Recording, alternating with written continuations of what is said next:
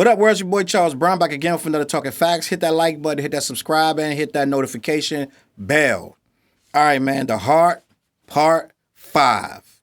Kendrick Lamar, I want to say about 11, 12 hours ago, dropped a song off of his upcoming project. The song is called The Heart, Part 5. And if you didn't know that was out, you're probably not in the hip-hop game as deep as you think you are. You probably don't know as much as you think you know about this business because everybody knew that the song was out, right? Came out yesterday sometime or last night or whatever. And I'll be honest with you, when I first saw somebody post it, actually I think I saw it on my YouTube feed or something. Something happened. And I saw The Heart Part 5. I was like, Kendrick ain't gonna drop no random song. It looked like some, like, you know how they do these, like, guys who do these fan videos where they take an old verse and put their own beat, or they mix it to something else, or they make a whole new video. It happens all the time. You see like collaborations online, Cardi B featuring Nicki Minaj and Case, and you know what I'm saying? It won't be a real song. It'll be like 3 different verses: Foxy Brown, Nicki Minaj, Cardi B. Like these people would never record together, but somebody will take the verse. So I thought this was an old Kendrick verse that somebody randomly put together. I was like, I'm not watching that. I don't feel like watching. I'm waiting for the album. Like everybody else in the free world, I'm waiting for the album. I'm not one of these people like, yo, where the album at? Kendrick, like, B, where the album? B, what about? Like all these people, I'm just waiting for it. Because when it's ready, he gonna put it out, right? So I saw The Heart Part 5. I didn't know that it was new. I didn't know it was a real release until I saw somebody else went on my Facebook page. And he said, I'm sitting here waiting for your response to The Heart Part 5. Right? He said, I'm waiting for your reaction to The Heart Part 5, Kendrick. And I was like, oh, that was a new song. That's not a fan-made-up song. That's a real song by Kendrick. I'm like sitting here, I'm doing all kind of other stuff when I could be listening to The Heart Part 5. So I went immediately on to YouTube, clicked the video from my phone, and I watched it. Now, this is what I'm going to say about this right here, right? I got a lot to unpack. No, I'm not going to play the song because, for one, Kendrick took the video down. So I had watched the video probably 5 times before he took it down. He took it down. You can go to see the page, but the video's unavailable, and the comments are cut off.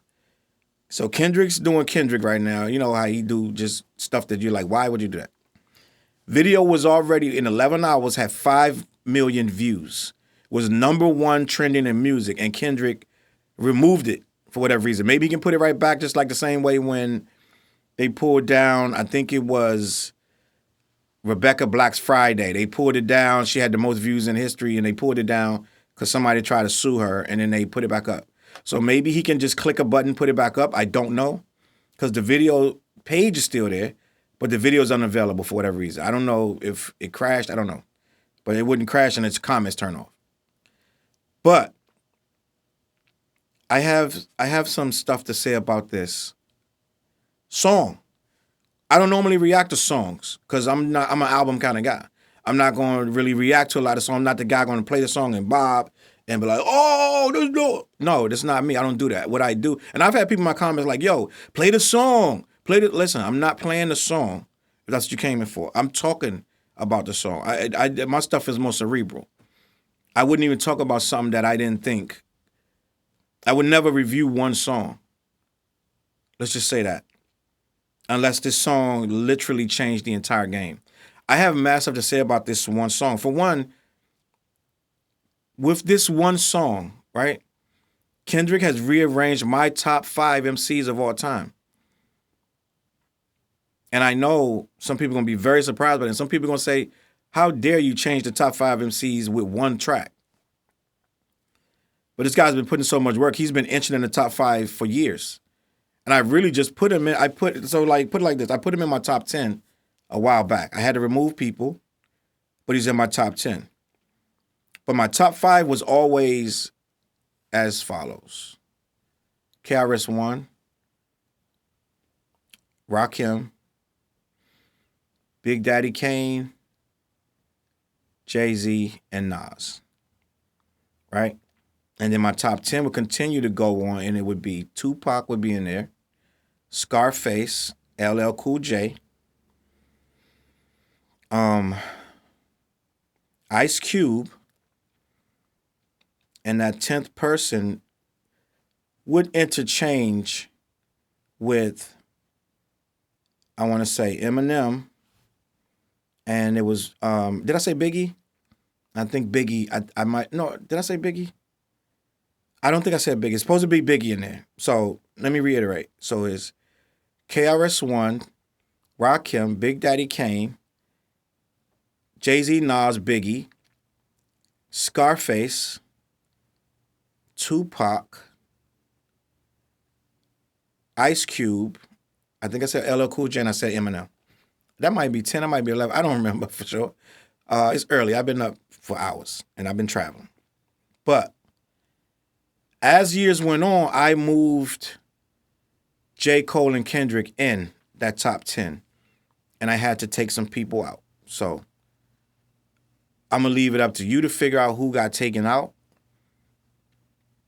You can take out whatever two you want to take out, right?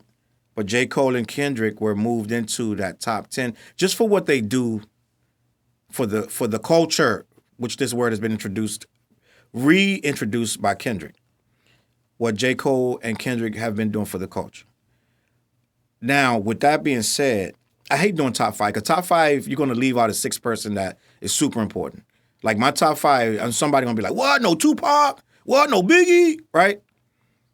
And in certain situations, if you give me enough thought, I would put Tupac and Biggie before I would put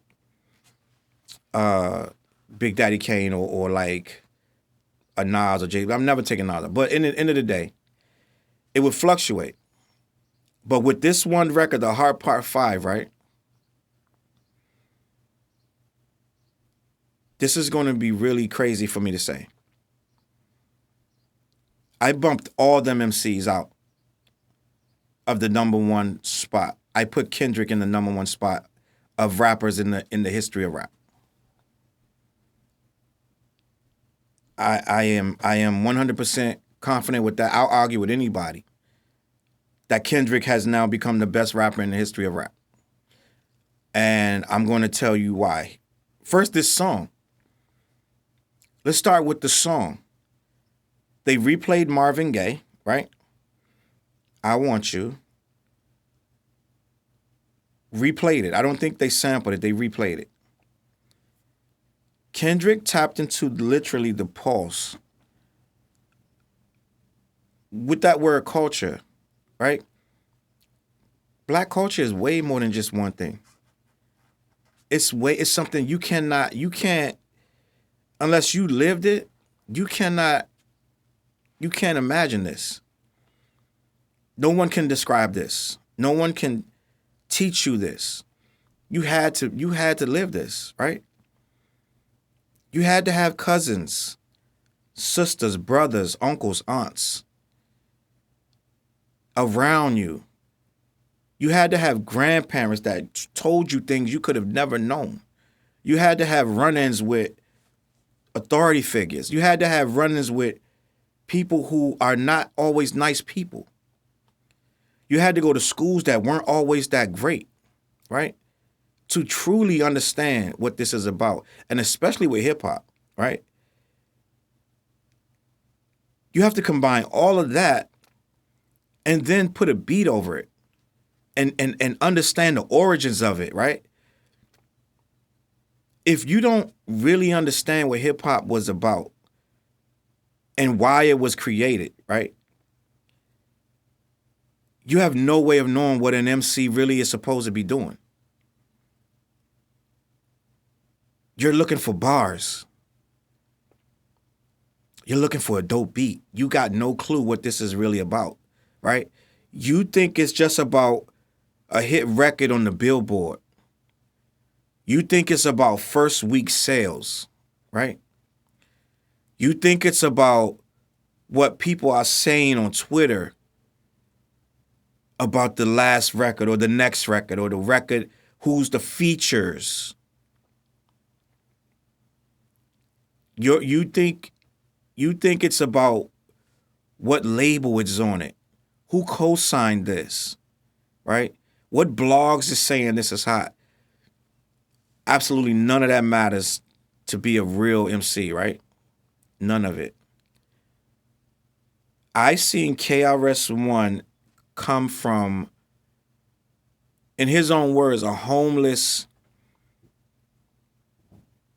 teenager into arguably one of the greatest rappers, whether you like him or not. You're not taking that away that KRS-One arguably is one of the greatest rappers to ever do it because he did it through so many eras.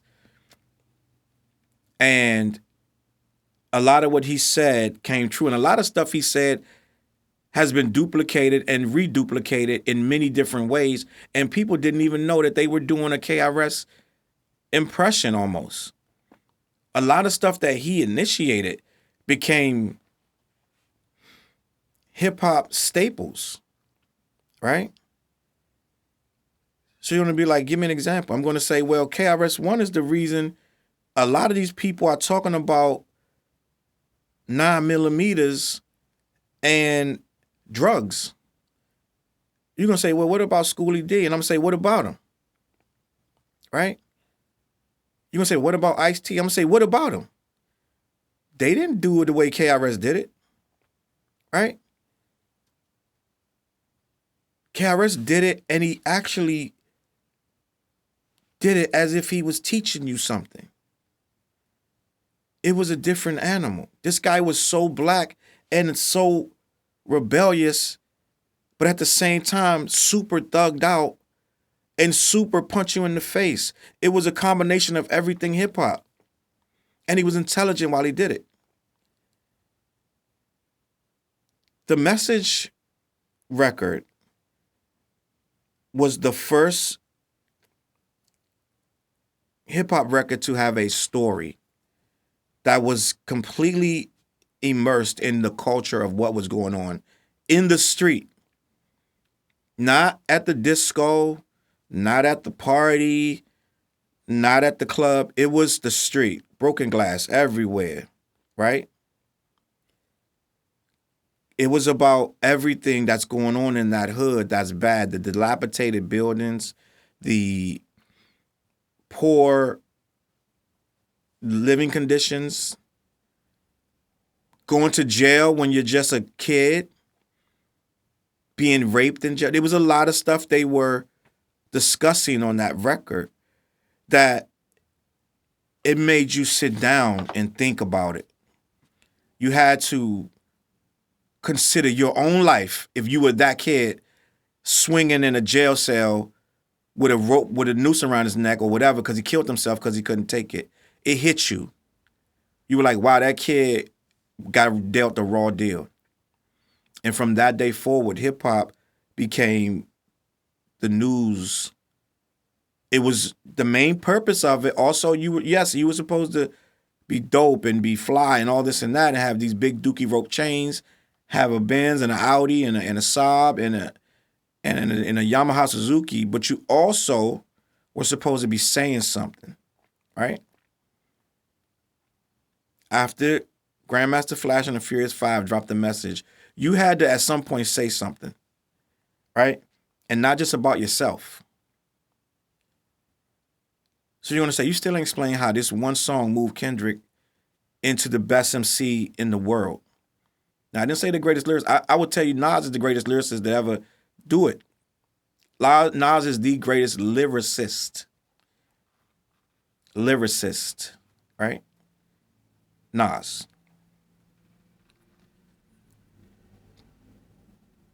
And Jay-Z's great for what Jay-Z does. Jay-Z's one of the greatest at a lot of other stuff on that list, right? Beats dudes by leaps and bounds with mostly everything that it takes to be a rapper. But with this song, the reason you can't just jump, you can't make one song and become the greatest MC ever. Kendrick been doing this for arguably, I want to say, 12 to 15 years at a super high level and never has let you down. This guy has never thrown a brick album. Never. Never thrown a brick single. This guy is going up against arguably one of the most talented artists since Michael Jackson when he goes up against Drake. Right? You're talking about a guy who can sing and rap and does perfect features, has the backing of Lil Wayne, Nicki Minaj, and everybody, Future, everybody else in the game. And I'm speaking of Drake. And Kendrick still came out and beat him. And it's not just about sales. And Drake is a great artist. But remember when Drake dropped, I think, what was it? It was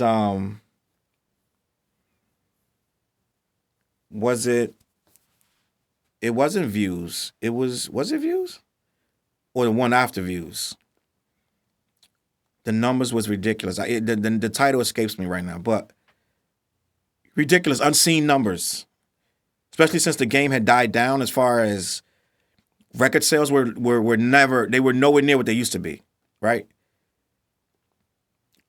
Drake came in with that release. I'm trying to remember what it was, but you would know more than me. Destroyed the game. Right before Kendrick dropped Damn, right? And it was like, this is understood that this is Drake's game to do it as he will. And he, don't get me wrong, he dropped huge numbers. I think this was around the time where he was in the little thing with Pusha T. And he dropped these huge numbers, this huge record, right? It wasn't even close. No one was touching him. He had completely destroyed everybody, right? And then Kendrick came out. This is right around the time, I believe, right before Black Panther and all that. And he dropped Damn. And he beat Drake's numbers convincingly. This is a man that's just rapping. And mind you, not making hit records. He's not trying to. For all of the time that Drake and Future sit in the studio and think of we only doing hits, hit records. That guy know how to make hits, get him in here. This guy sound good on hits, get him in here. This all hits. This is DJ Khaled time right now. And Kendrick is somewhere with Soundwave and whoever else making sheer art and still beating you with sheer art.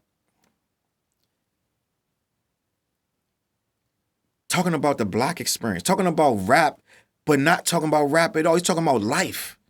And part of it happens to fit into the rap bubble. And you still wanted to hear it. Millions wanted to hear this, right? This is emceeing at a high level where you can engage people who don't even listen to rap like that. On your own terms. It's not ABC cookie cutter stuff. It's not rhyme, hook, rhyme, hook, rhyme, hook. 16 bars, hook, 16. No. It's wherever the song takes this man, that's where he goes with it, right? When I saw this guy do that, beat what essentially is the Michael Jackson of right now. Imagine a rapper beating Michael Jackson in his prime. Process that. This is like KRS-One beating Michael Jackson. This is like LL Cool J beating Michael Jackson. Right? And he beat him. It was phenomenal to see. With real rap. Right? Real rap. Not cookie cutter or this guy wrote it over here or that guy. Real rap. How many features on Damn? Outside of like Rihanna or something like that. It ain't a lot. It ain't a lot of rappers all over it rapping and doing this and that. And they wouldn't even fit in the bubble that he's in the first place. So with that being said, here we are. So you already put the work in. Good Kid, Mad City, To Pimp a Butterfly, Damn, Section 80. He already put the work in to be considered with the greats in that top 10. But to be the best that ever did it, you're going to have to come at a time where right now in rap, right? If you look hard enough, you're going to find great music, right? We all can say that if we look hard enough, we're going to find whatever we want. But end of the day, only the goofiest stuff wins right now. Right? Now, there's always an outlier. Pusha T just went number one with a great album. Pusha T just went number one with a great album. But that's rare. That's rare. A lot of this stuff, you can take the lyric sheet from one of the songs, give it to the next guy, and he can make a brand new song with them same exact lyrics, and you would not know the difference. You wouldn't know the difference because they all sound the same. They're talking about the same nonsense. Outside of a few Cole verses that are phenomenal, outside of Benny the Butcher right now, and like Conway, right? Ransom, a couple people spitting, right? Royce the 5'9", Crooked Eye. Yes, it's some great spitters. But for the most part, are they selling?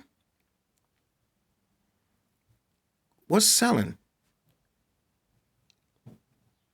So we're talking about a time where to get a record to do 500,000 units, you damn near gotta be Lil Nas X. Or you got a Drake feature. Or you got Drake and Hove. Like, you gotta have the most phenomenal marketing scheme.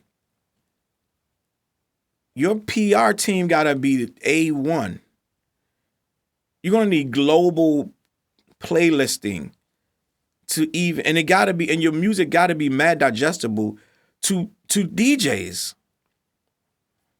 to ever compete in this market.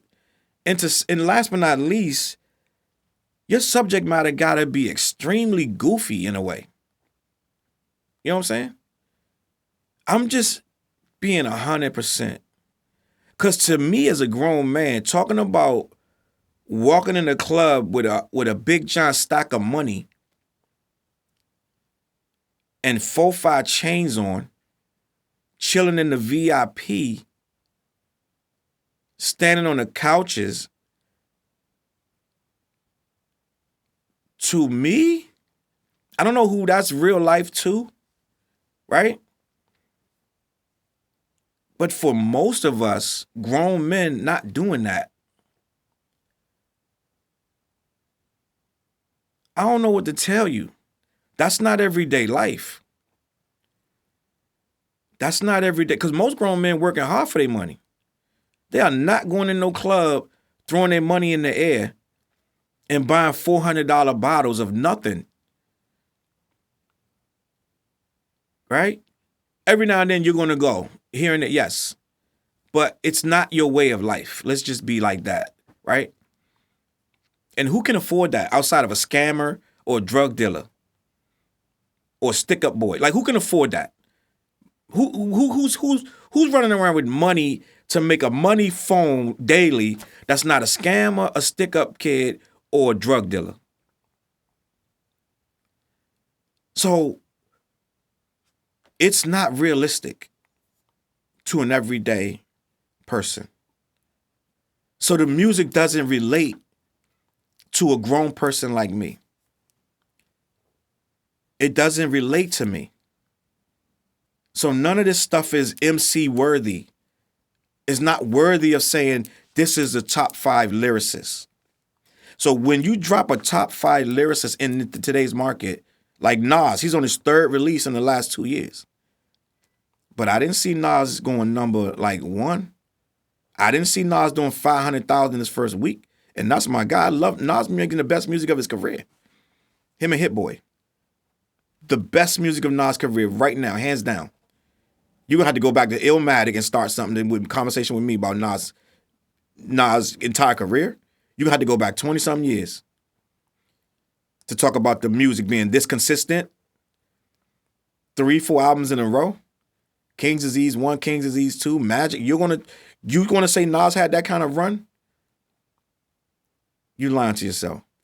Nas is making the best music of his career, but he's not banging out 500,000 first week, and it's not selling like that. That's what I'm trying to tell you. So if you're being that super conscious and lyrical in this climate, and you can do 5 million on your first day with your first video release, and still be super lyrical and conscious. And I ain't even get to the song yet. I'm about to get to the song right now. I'm not gonna hold you too much longer.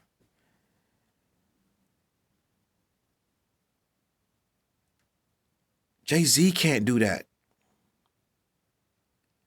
Kendrick ain't 21. He ain't no Coi Leray. Right? This not no kid. This guy pushing 40. He ain't no kid. He ain't talking about childish things. And this guy has just handed you a video that I'm going to talk about. The video. The Heart Part 5, which he took down for some reason. This video is amazing. I'm going to tell you why I feel like this is the greatest rapper ever alive. Who would have had the courage to do this video? Who would have had the courage to get away with morphing into OJ, Kanye, Jussie Smollett, Kobe Bryant, and Nipsey Hussle in the same video and never change the scene? Ain't no cars in it. Ain't no clothes. This guy got a white t-shirt and a bandana. And he morphed into some of the most controversial people in the history of culture. And he's the only one could have did it and pulled it off. Because it means something. It's all relative to what he's talking about. In the song, he's talking about, it seems that he's talking about being shot and murdered and what his thoughts are after that and why it happened in the first place. And he's talking to the killer when he turns into Nipsey Hussle of who pulled the trigger on him and what he feels. He felt like he did what he needed to do, but now that guy's soul is in jeopardy, right? It's a whole lot of stuff in here. You couldn't break this whole thing down with 10 hours of talking about it. It goes so many places, but they all are relatable to the experience of being Black in America. And the simple fact of the matter is, I'm not entertaining people, right? You know how you can have open dialogue? I'm not dialoguing with you if you don't like this song. If you don't like this song, we have zero to talk about because you probably don't understand what emceeing is about. And I'm done arguing with people who grew up on hollow rap, right, with no substance, and they think they know what this is about.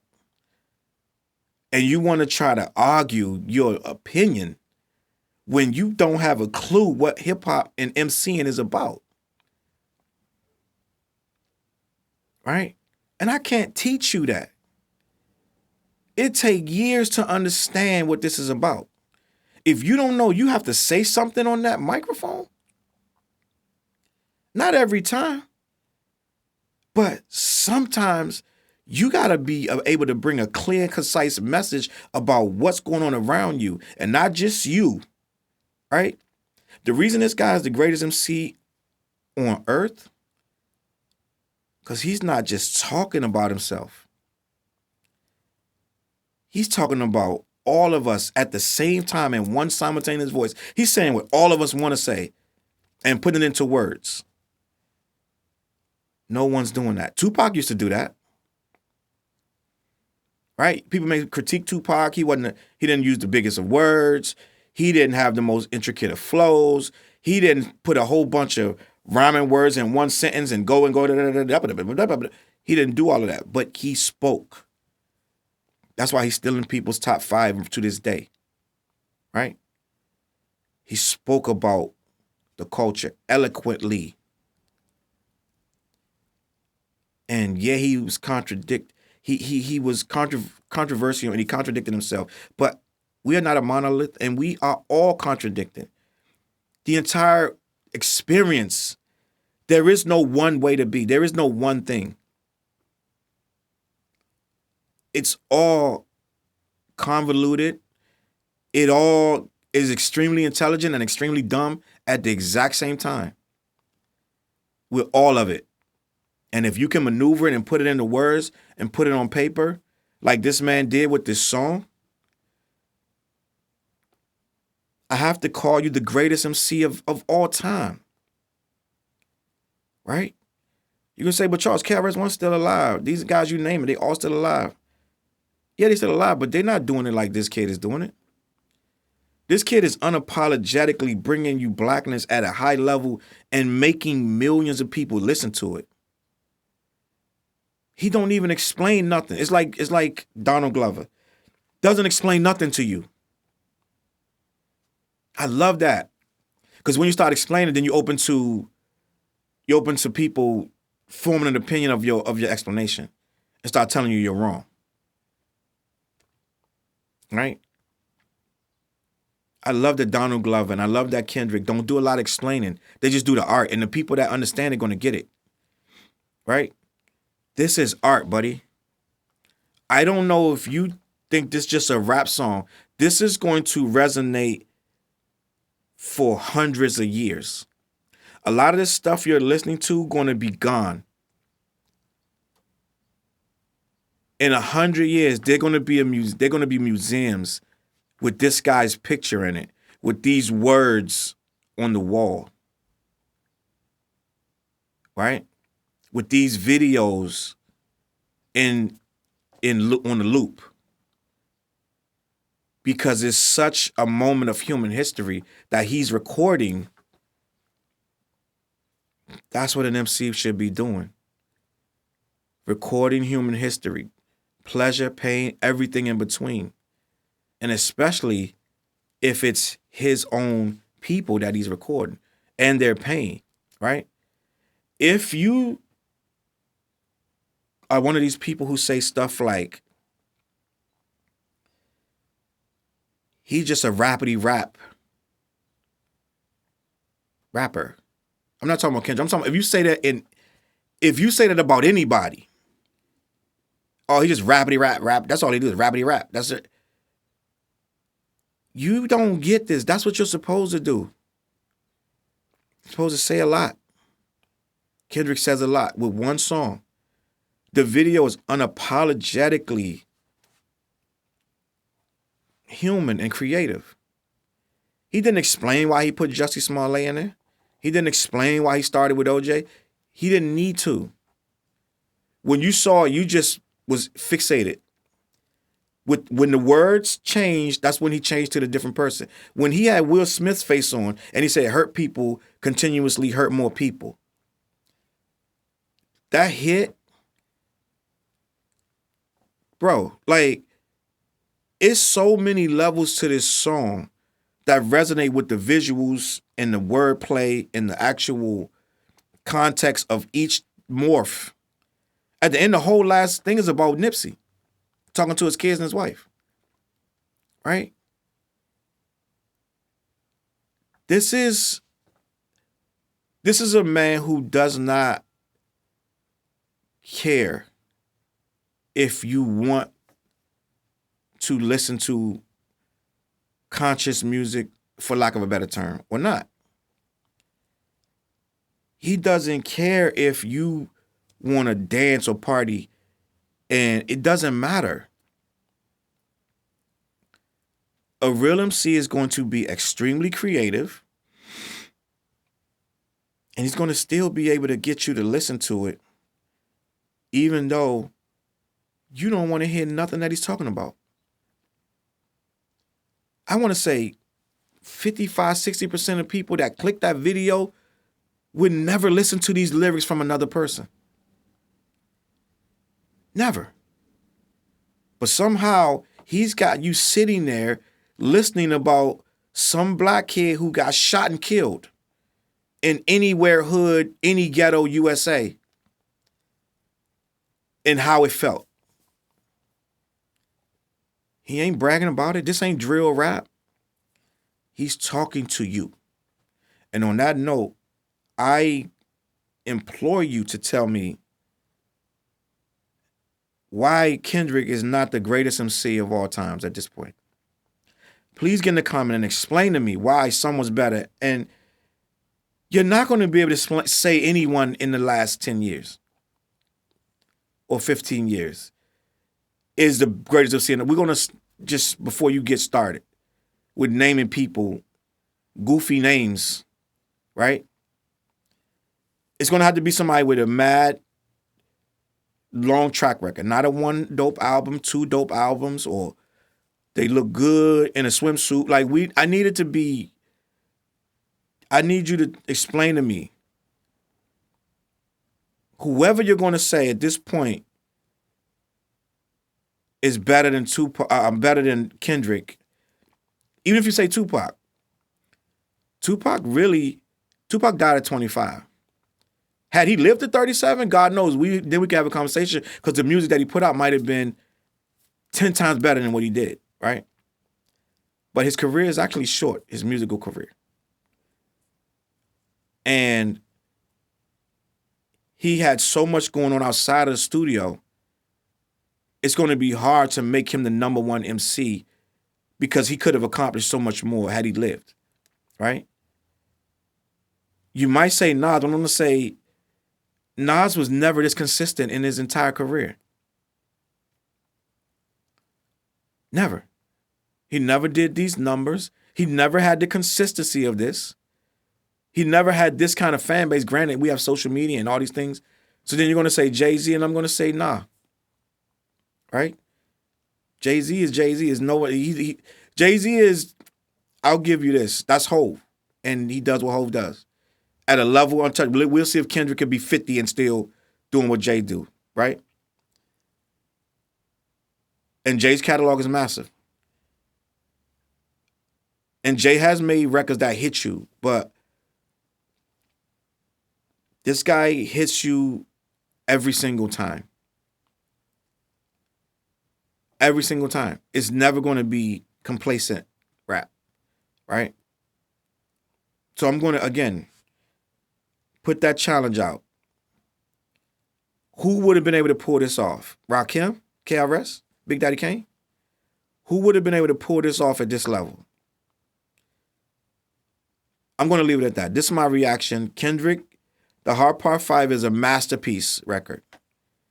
Kendrick has become a masterclass MC, and I believe he is the best MC in the history of rap. That's all I'm going to say about that. Let me know what you think in the comments. ChuckwickLCLBMG.com. I'm going to catch y'all on the flip side. Force Multipliers. Look in the playlist. Me and Dale, a.k.a. The Ugly Professor, got an album out. Check it out. Clash the Podcast every Wednesday night. I'm going to catch y'all on that flip side. Peace. CLB.